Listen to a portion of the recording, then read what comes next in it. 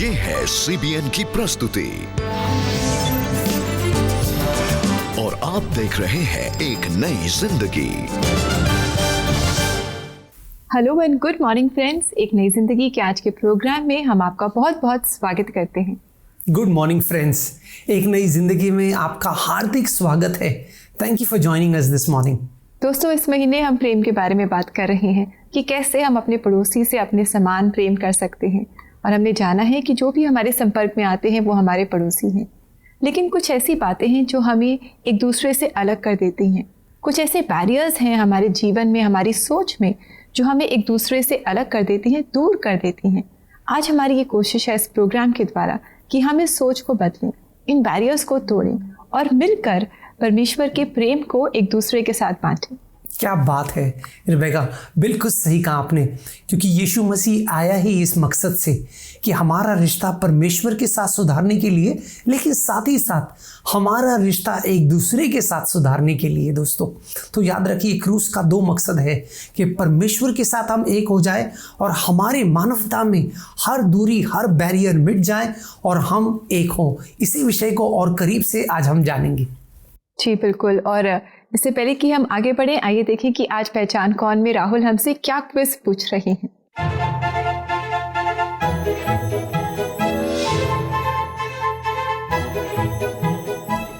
पवित्र आत्मा की अगुवाई में फिलिपुस ने किस नगर के खोजा को सुसमाचार दिया? आपके ऑप्शंस है ए सामरी, बी कुश, सी कानान या डी मिस्र।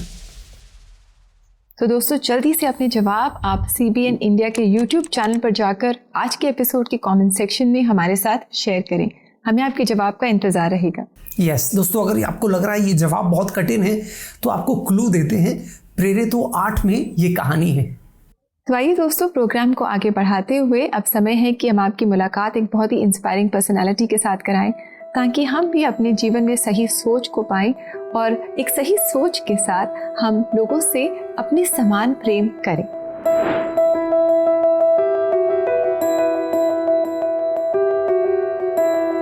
मेरी पढ़ाई लिखाई यहाँ दिल्ली में ही हुई। कॉलेज करने के बाद कई लोगों ने, दोस्तों ने सजेस्ट किया कि why don't you study law. मेरा इंटरेस्ट इनफैक्ट मीडिया और जर्नलिज्म में था, and I really felt God tell me that law was something that was close to his heart, that he was interested in issues of justice. And so I gave the exam, I qualified, studied law, and then soon after that I started practicing at the Supreme Court under a senior counsel. And फिर मेरे को एक non-profit, Christian non-profit ने approach किया to help start connecting with other lawyers to see if we can provide pro bono legal services. We saw the huge need कि यहाँ पे एक तरफ भारत का संविधान है जहाँ पे मौलिक अधिकार को प्रोटेक्ट किया जा रहा है। जो संविधान है, in fact it is one of the lengthiest constitutions in the world and it has been so beautifully worded. But ground reality क्या है कि लोगों को मालूम ही नहीं है कि उनके मौलिक अधिकार क्या हैं। So that's really when I felt my calling as a lawyer to be able to serve the community. It just seemed very clear to me at that point. As ADF, what we try and do is we have 2 focus areas. One is to protect life and the other is to protect liberty. So the Vanishing Girl campaign हम लोगों ने 2015 में start किया था with the idea to raise awareness about sex selective abortions in India. The child sex ratio in India is at 918 girls for every 1,000 boys. And because of this, there is a lot of violence against women. We see it in our communities, यहाँ पे violent attacks हो रही हैं, but also that women continue to face discrimination in our society because ये जो मानसिकता है that is causing girls to be aborted in the womb, that is being seen throughout her lifetime in various discriminatory processes. So we are trying as a group of lawyers to address this. We believe कि ये जो battles हैं, they are not only legal battles. आप कानून तो बदल सकते हैं पर लोगों की मानसिकता नहीं बदल सकते unless you have proper conversations with them. अगर हम लोग इसके बारे में बात ना करें in our society. So for that we have started an online campaign also to talk about it, to raise awareness about this issue. For us at ADF India, our theme verse is John 15:5. I am the vine, you are the branches, Jesus says in the Bible. But he also says that apart from me, you can do nothing. So for us, this verse symbolizes that if we are with God, if we are trusting God, if we are walking in His ways, we can do everything. But जहाँ पे हम लोग पीछे हट जाएंगे, so then all our efforts will be wasted. And we try and start our day before we go to courts with prayer. We pray for our cases, we pray for the judges, we pray for the clients. We know that God hears us and it allows us to just to be in step with the Spirit of God. बहुत ही inspiring थी ये मुलाकात, बहुत encouragement मिली हमें और हमने जाना कि हमें सही सोच रखनी है। हमें परमेश्वर हमारी मदद करे कि हम एक ऐसी अच्छी और सच्ची सोच को रख सकें जहाँ हम भेदभाव नहीं करें लोगों के साथ और किसी को नीचा या किसी को ऊंचा न समझें, सबको एक बराबर समझें जैसे परमेश्वर हमें समझता है। और याद रखें कि परमेश्वर ने सबको अपने स्वरूप में बनाया है। बिल्कुल सही। और दोस्तों ऐसा ही हम भी कर सकते हैं, उन दीवारों को तोड़ सकते हैं जो इंसान ने खड़ी किए हैं, ताकि क्योंकि परमेश्वर चाहता है हम सबको अपने समान प्रेम करें। परमेश्वर ही है जो हमारी मदद करता है और हमें गाइड करता है कि हम कैसे एक दूसरे से अपने समान प्रेम करें। ये मुश्किल है करना, लेकिन असंभव नहीं है। परमेश्वर ने ये किया और वो चाहता है कि हम भी उनके एग्जाम्पल को अपने जीवन में फॉलो करते हुए ऐसा करें। यस, बिल्कुल। दोस्तों क्या आप जानते हैं कि लोगों को अलग अलग किस्म का डर होता है और किसी को किसी जीव जंतु से डर लगता है, किसी को ऊंचाई से डर लगता है और मेडिकल साइंस जो है वो इस डर को फोबिया कहती है। तो अलग अलग फोबियाज है। लोगों को ग्लासोफोबिया होता है, यानी कि लोगों के सामने बात करने का डर, कुछ स्पीच देने का डर। किसी को क्लॉस्ट्रोफोबिया होता है, यानी कि कई ज़्यादा लोग अगर कमरे में हैं तो उन्हें घुटन सी महसूस होती है, उसको क्लॉस्ट्रोफोबिया कहते हैं। एक ऐसा ही बिल्कुल अजीब सा फोबिया है, वो है जेनोफोबिया। जेनोफोबिया का मतलब है कि लोग अजनबियों से डरते हैं। कमाल है ना। अगर आप किसी को नहीं जानते, वो आपसे अलग है, वो आपसे हटकर है, तो उनका डर आपके मन में आ जाता है। और कई सारे लोग हैं दुनिया में जो जेनोफोबिक है, उन्हें डर लगता है। तो अगर आप विदेश जाएंगे तो शायद वो आपको देखकर डरेंगे। क्यों? क्योंकि आप उनसे अलग हैं, आपकी भाषा अलग है, आपका शायद रंग अलग है, आपका खान पान अलग है, आपका जिस तरीके से आप अपना पोशाक पहनते हैं, कपड़े पहनते हैं, वो अलग है। और ऐसे दुनिया में बहुत सारे लोग हैं दोस्तों। लेकिन एक चीज़ हम जान लें कि ये आज की बात नहीं है, ये कई सालों की बात है। जब हम यहूदियों को करीब से देखते हैं तो यहूदी लोग जो थे ये दूसरे लोगों से, अन्य जाति से घृणा करते थे। उनके हाथ का पानी भी नहीं पीते थे। उनकी उपस्थिति में रहना उनके लिए घोर पाप था। लेकिन ऐसे में यीशु मसीह आया और यीशु मसीह के जीवन को देखकर जो यहूदी थे वो शॉक्ड हो गए कि कैसे ये एक कानानी स्त्री के बच्चे को चंगाई दे सकता है, कैसे ये एक सामरी स्त्री के साथ संपर्क कर सकता है, बातें कर सकता है। ये सारी चीज़ें लोगों को हैरान कर गए। लेकिन दोस्तों यीशु आया इन दूरियों को मिटाने के लिए, इस भेद के दीवार को तोड़ने के लिए। जब हम क्रूस को देखते हैं तो हम देखते हैं दो खंबे हैं, है ना। एक जिसको हम कहते हैं वर्टिकल बीम और एक है हॉरिजॉन्टल बीम। जो वर्टिकल बीम है, जो खड़ा खंबा है, वो हमारा रिश्ता परमेश्वर से मेल कराने की निशानी है। और साथ ही जो हॉरिजॉन्टल खंबा है वो दोस्तों हमें बताता है कि यीशु क्रूस पर मरा ताकि हम एक हो जाए, हमारे बीच की हर दूरी मिटे। और यही हम नई कलीसिया में देखते हैं। यीशु मसीह की जो कलीसिया है जिसका जिक्र प्रेरितों में होता है, हम एक खूबसूरत कलीसिया देखते हैं जहाँ विभिन्न किस्म के लोग हैं। क्या आप जानते हैं वो कौन सी कलीसिया है? वो कलीसिया है अंताकिया की कलीसिया। एक वचन मैं आपके लिए पढ़ता हूँ जिसे देखकर आप जान जाएंगे कितनी विभिन्न है ये कलीसिया। प्रेरितों का 13वां अध्याय 1 वचन, Acts 13:1।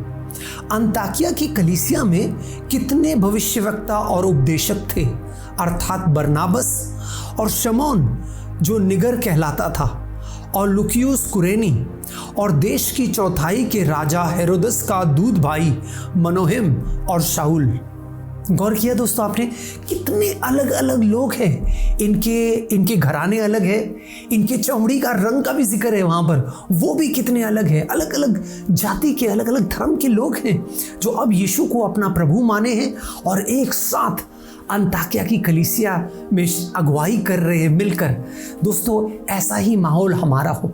हमारे मन में अगर किसी को लेकर कोई भी भेद है या जेनोफोबिया है, उसको हम पूरी तरह से मिटाएं और प्रभु से मांगे कि प्रभु हर व्यक्ति के लिए मेरे मन में प्रेम को उंडेल, चाहे उसका रंग मेरे रंग से अलग हो, चाहे उसकी बोली मेरी बोली से अलग हो, लेकिन मुझे मदद कर प्रभु कि जैसे मैं अपने को प्रेम करता हूँ, मेरे समान ही मैं उनसे भी प्रेम कर पाऊँ।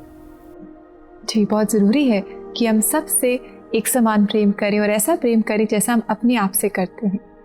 और दोस्तों, ऐसा करने के लिए प्रार्थना सहायता में अगर आप प्रार्थना सहायता चाहते हैं, मदद चाहते हैं, to call us for prayer. We would love to pray with you and for you. हमारा नंबर है 9910401010। यस दोस्तों, ये नंबर हमारा व्हाट्सएप नंबर भी है। इस पर आप हमें व्हाट्सएप कॉल या मैसेज भी कर सकते हैं। आप समय छोटे से ब्रेक का, जब ब्रेक से लौट कर आएंगे तो हम आपके लिए प्रार्थना करने वाले हैं, तो कहीं जाइएगा नहीं, हमारे साथ बने रहिए।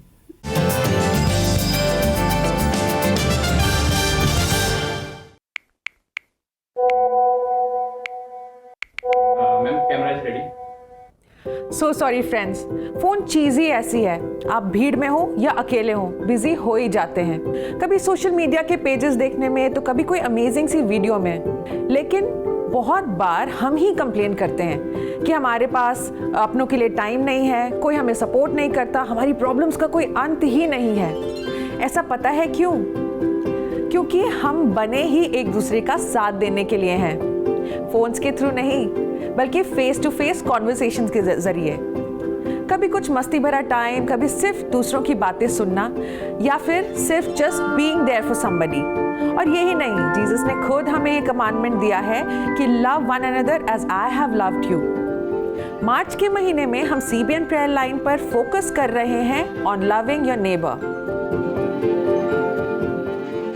आपके मन में ये सवाल जरूर होगा कि नेबर्स की गिनती में कौन कौन आता है। वो आपके पड़ोसी भी हो सकते हैं और अनजान लोग भी, बॉर्डर के बाहर के लोग भी हो सकते हैं, और परिवार के वो जन भी हो सकते हैं जिनके साथ आपके रिश्तों में दरार आ गई है। तो अपना फ़ोन उठाएं और अपनी prayer request, calls, WhatsApp voice note और मैसेजेस के द्वारा अपनी मातृभाषा में हमें भेजें। यीशु ने हमें दिल खोल कर प्यार किया है और यही प्रेम हमें दूसरों से बांटना है। तो परमेश्वर की इस कमांडमेंट को दिल से पूरा करिए by loving in small gestures like prayers.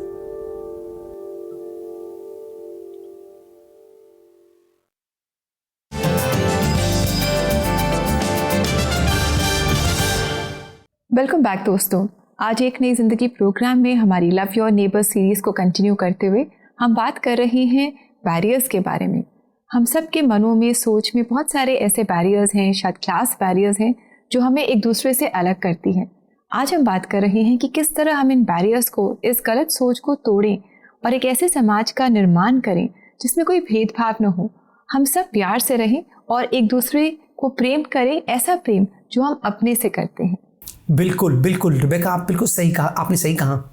शास्त्र कहता है दोस्तों, except one another just and God in Christ accepted you. जैसे परमेश्वर ने यीशु मसीह में हमें अपनाया है, वैसे हमें भी एक दूसरे को बिना संकोच के अपनाना है। जी राहुल, और अब समय है कि हम प्रार्थना करें और इस समय भी हम एक्सेप्टेंस के लिए प्रार्थना करेंगे। कुछ ऐसी रिक्वेस्ट आपने हमें भेजी हैं और आइए दोस्तों पढ़ें आपके मैसेजेस। और ये पहली रिक्वेस्ट है विजया की, जो कह रही हैं, स्किन इन्फेक्शन और कुछ हेल्थ इश्यूज़ की वजह से मेरा फेस बहुत डैमेज हो गया है और अब मैं खूबसूरत नहीं लगती हूँ। Dark patches, rashes, dark circles और मेडिसिन के साइड इफ़ेक्ट्स की वजह से मेरा चेहरा बहुत ख़राब हो गया है और इस वजह से मेरी शादी नहीं हो पा रही है। सब मुझे रिजेक्ट कर देते हैं। कृपया मेरे लिए प्रार्थना कीजिए कि मेरी शादी हो जाए। मैं सारी आशा खो चुकी हूँ। Vijay, thank you for your message. आप आशा न खोएं। जब आप अपनी आशा प्रभु यीशु मसीह में लगाते हैं तब आप आशा नहीं खो सकते। There is always hope with God. और हम आपके लिए ज़रूर प्रार्थना करेंगे ताकि ये जो भी चैलेंजेस हैं आपके लुक्स को लेकर के, फेस को लेकर के, ये सब दूर हो जाएं और सही समय में बहुत अच्छे लड़के के साथ आप एक अच्छा खुशहाल परिवार, एक घर बसा सके। बिल्कुल विजया, बिल्कुल यही हमारी ख्वाहिश है। एक और मैसेज है जो स्मिता ने हमें भेजा है SMS के द्वारा, और वो कह रही हैं, मुझे जॉब नहीं मिल रही है, कम्पेटिटिव एग्ज़ाम्स भी क्लियर नहीं कर पा रही हूँ, मेरी शादी को लेकर भी सब परेशान है, मैं थोड़ी ओवरवेट हूँ इसलिए सब जगह से रिजेक्शन मिल रहा है, कृपया मेरे लिए प्रार्थना कीजिए। स्मिता, हम समझ सकते हैं you must be going through a really challenging time. बहुत चुनौतीपूर्व समय से आप गुजर रही होंगी, सारे तरीक़ों से सारे दरवाजे एक तरीके से बंद नज़र आ रहे हैं, लेकिन हौसला मत हारिए। हम प्रभु का दरवाज़ा खटखटाते हैं, वो हमेशा हमारे लिए सही द्वार सही समय में खोलेगा, और आप प्रभु पे विश्वास बनाए रखें। और हमारी यही प्रार्थना होगी कि प्रभु आपके सारे मनोकामनाओं को पूरा करें।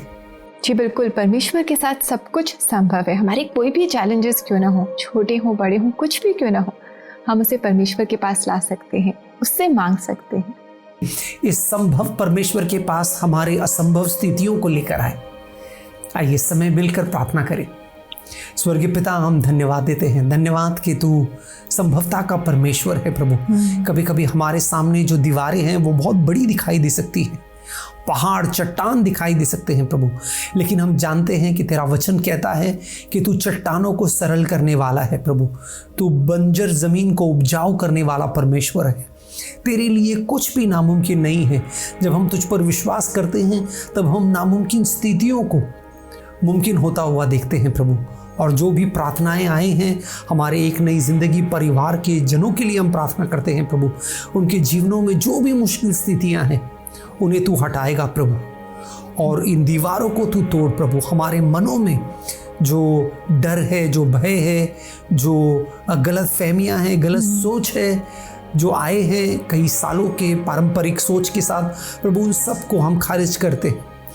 और हम चाहते हैं प्रभु कि हम एक दूसरे को अपनाएं, वैसे ही जैसे मसीह में तूने हमें अपनाया है परमेश्वर पिता। हमें मदद करके हम एक दूसरे को गले लगाएं, अपनाएं, और एक ज़बरदस्त प्रेम का रिश्ता हमारे इस डोर को बांधे रखें। ये प्रार्थना हम यीशु मसीह के नाम में करते हैं। Amen, amen, amen, amen. God bless you. और आइए दोस्तों, आगे बढ़ते हुए हम देखें कि आज परमेश्वर का वचन हमें क्या कह रहा है।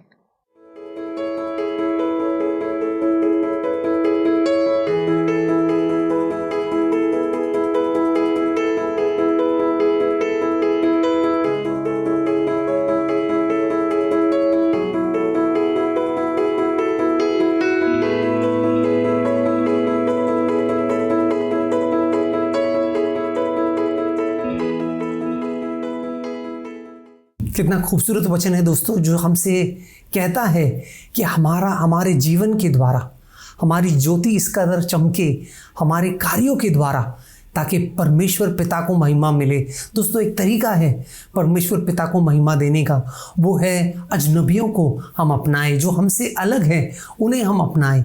मसीह में हम सबसे वैसा प्रेम करें जैसे हम अपने आप से करते हैं। बिल्कुल, परमेश्वर हमारी मदद करे कि हम एक सही सोच को रखें और हमारे जीवन से परमेश्वर की ज्योति इस जगत में फैले। आइए दोस्तों, अब समय है कि हम एक छोटा सा ब्रेक लें, और ब्रेक के बाद आज हम Shoolbred Memorial Church Beawar Rajasthan के चर्च की सैर पर चलेंगे। तो आप सब तैयार हो जाएं। तो मिलते हैं जल्द इस ब्रेक के बाद।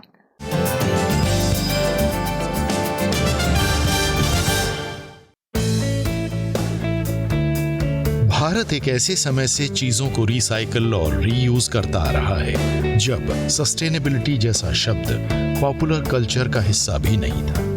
अर्थ फ्रेंडली प्रैक्टिसेस का सबसे बड़ा श्रेय हमारी महिलाओं को जाता है। रसोई में बचे छिलकों की खाद बनाना हो, बचे हुए कपड़ों को सिलकर नई चीजें बनानी हो, या फिर बांस की टोकरियां बुनना, ये सभी काम महिलाएं सदियों से करती आ रही हैं।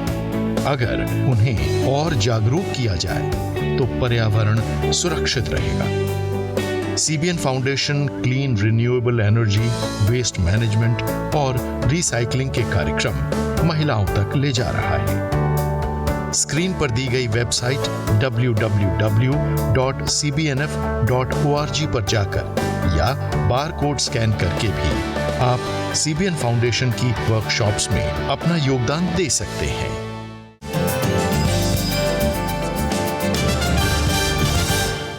वेलकम बैक दोस्तों। आज एक नई जिंदगी प्रोग्राम में हम इंकरेजमेंट पा रहे हैं ताकि हम सब अपने पड़ोसी से अपने समान प्रेम रखें, अपने मन में कोई भी ऐसा बैरियर न रखें, कोई ऐसी सोच न रखें जिससे हम दूसरे को छोटा और अपने आप को बड़ा समझें। और हम सब एक समान हैं, परमेश्वर ने हमें अपने स्वरूप में बनाया है, ये हम याद रखें और परमेश्वर का प्रेम हम एक दूसरे के साथ बांटें। बिल्कुल दोस्तों, हम परमेश्वर का प्रेम एक दूसरे से बांटें। स्वर्ग हमें एक चित्र दिखाता है कि वहाँ पर हर जाति, हर धर्म, हर किस्म के लोग होंगे। और दोस्तों, परमेश्वर चाहता है कि वही चित्र हम यहाँ पर भी आज पूरा करें। चाहे लोग कितने भी विभिन्न हो, लेकिन हर दूरी, हर बैरियर, हर दीवार को हमें मिटाना है और हमें एकता को बढ़ाना है। जी बिल्कुल। और दोस्तों, इस पूरे हफ्ते हम शूलब्रेड मेमोरियल चर्च ब्यावर राजस्थान के क्वायर के गीतों को एंजॉय कर रहे हैं, उनसे आशीष पा रहे हैं। समय है कि हम इस चर्च की सैर पर चलें और इस चर्च के बारे में और इंटरेस्टिंग इन्फॉर्मेशन हम पाएं। तो आइए दोस्तों, हम इनके पासवान से मुलाकात करें।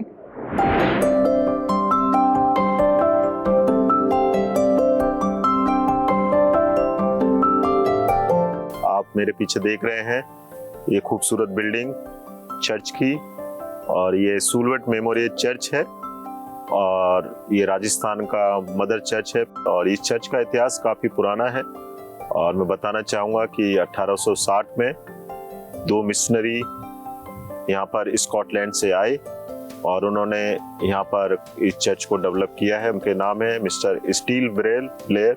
और उसके बाद विलियम शूलब्रेड विलियम यहाँ पर आए और उन्होंने खुदा की सेवा को प्रारंभ किया। जो मिशनरी थे स्टील ब्लेयर, वो उनकी डेथ हो गई थी हैजा में।